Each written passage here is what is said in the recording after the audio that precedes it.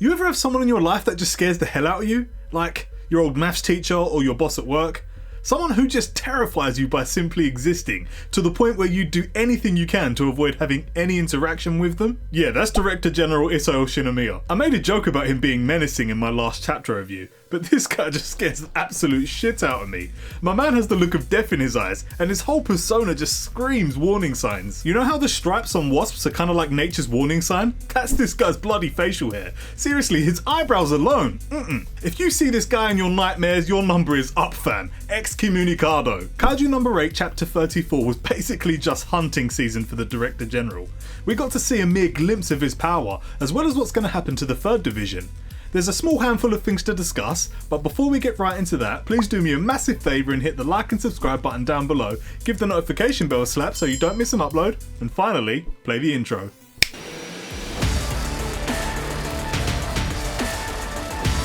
Chapter 34 opens with some of our boys from Division 3.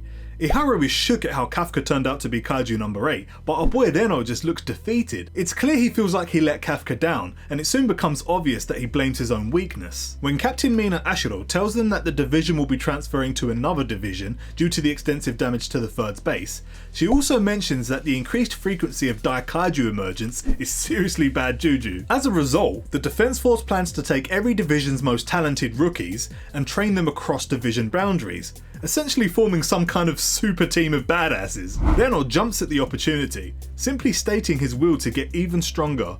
This moment makes it clear that he's still feeling limited by his own power and probably feels some guilt over Kafka being arrested. Cut to Director Shinomiya's office, and lo and behold, guess who's in the house? Kikoru Shinomiya herself. What did I tell you last time? If you look back at the previous chapter video, I said that Kikoru might confront her father.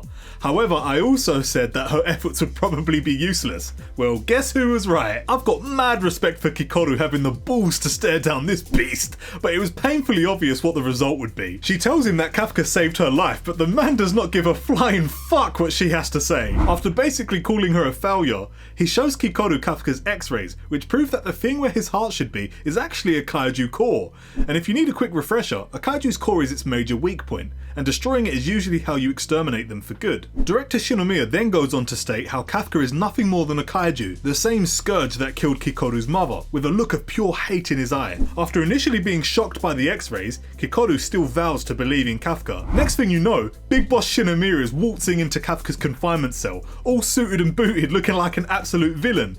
Kafka recognises him and immediately starts to try to convey his humanity, but he can barely finish his sentence before the big man just cuts him off. Release his restraints. I'm sorry? Have you forgotten who I am? I'm sorry! A shiver is sent down Kafka's spine as he begins to realise that this man is going to be trouble. He mistakenly takes the general's command as some kind of mercy and tries to spout off his "I swear I'm a human" speech one more time. Unfortunately for him, he's cut off yet again, but this time by 4 goddamn bullets. The general wasted no time in pulling his pistol and firing off the rounds. Kafka instinctively blocks the shots by using partial transformation on his arm, but this only proves to work against him, because before Kafka has time to think, the general closes the gap and sinks his fingers into him, drawing first blood, all while stating a simple fact. In this world, a life form that can stop bullets with their bare skin could never be considered human. Kaiju No. 8. So there's a few things to unpack here in this chapter. Let's start with the 3rd Division. It was obvious there were going to be some changes after the big battle with Kaiju No. 10, but it was interesting to see that they're planning some kind of special training for all the top rookies. That means that we might be getting to see a bunch of new and strong characters soon, coming from the other divisions, which would be really cool to see.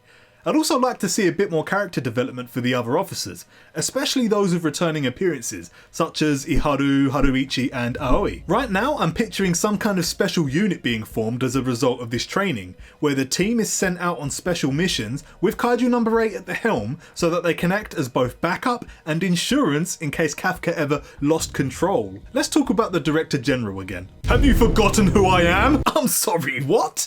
Just how fucking strong is this dude? He's got a look on his face like that with a 9.8 Daikaiju in front of him? He must be an absolute beast. Let's be honest with ourselves. Who's really the monster in this room? Also, what's with the blood sample? I'm not entirely sure what the significance of this moment is yet.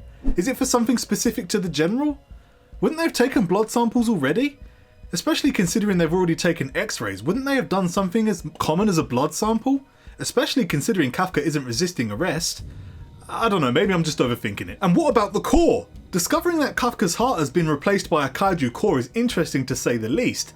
Is this that little bug kaiju's doing? Has his heart been replaced, or has it merely been transformed? Can it be reversed? What does this mean for Kafka's humanity? I have so many questions. I'm really hoping this is the start of us getting more information on Kafka's new physiology. Maybe now we'll start to learn how this whole transformation thing actually works. Finding out the Director General lost his wife to the kaiju isn't exactly an original story, as I'm sure plenty of the Defense Forces officers have similar pasts. But this little tidbit of information does give us the reason why he's so unwilling to even entertain the notion that Kafka is indeed a human. They're simply monsters who took his wife from him, and he shows no signs of accepting Kafka as human because of it. That being said, the way he's approaching this confrontation feels almost like a test. I think he's planning to test the limit of Kafka's capabilities and control of his kaiju form, and this will ultimately be what helps the General make his final decision. It makes sense to me even more now that they're probably going to use him as a weapon. As much as the General Director makes me feel my nappy, he's someone that takes charge and handles business himself. I like that. I also like Hikaru a lot more after this chapter. She shows us that she's not afraid to confront her father, even if she can probably guess the result herself. She's a tough cookie, and even though she seemed like a proper asshole at first, I'm really enjoying the direction her character's going in. Things still aren't looking great for our boy Kafka, but he's determined to convince the General that he's human, and it doesn't look like his resolve is wavering in this chapter. But under the sheer might of the General, how will he react next time? What did you think of chapter 34? Things are beginning to build the foundation of what's to come in the following arcs, and I couldn't be more excited. It still feels like Kaiju No. 8 is going in an amazing direction right now, and if you've watched this without any prior experience of this series, then I highly recommend that you give it a shot, because now is a great time to pick up this awesome series. I've got so much content planned for the channel. I wrote a whole bunch of videos in one day, and I've got like another 10 planned. I'm definitely not lacking for content.